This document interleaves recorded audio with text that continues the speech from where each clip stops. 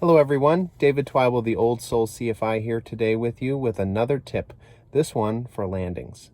I find that most people coming into land struggle with finding the center line and staying on it.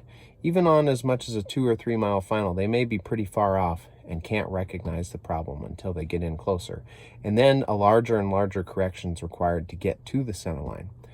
Most student pilots struggle coming in from the left side and funneling in towards the center line, whereas I find most CFI candidates who are taking their first flights from the right seat are typically too far off to the right and then funneling over towards the center line. So I think it might have something to do with which seat they're sitting in. However, if you struggle with landing on center line, there is a little tip that will help you, and this is what I call the 3-line strategy. And what you need to do is you need to look for 3 separate and distinct lines. Those are the center line of the runway, the left side of the runway, and the right side of the runway.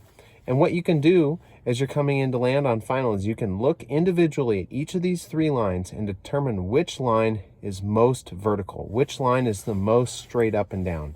And that'll tell you that line is the line you're closest to. So if you're coming in and the left side of the runway looks straight up and down, and the center line looks tilted out just a little bit, and the right side of the runway looks tilted out even just a little bit more, you're probably over closer to the left side and you need to scoot right a little bit.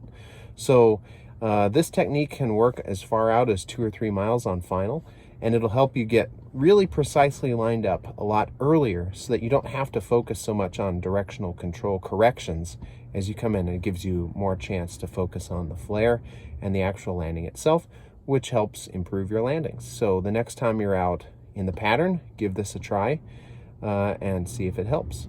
Stay safe out there flying. We'll talk to you next time.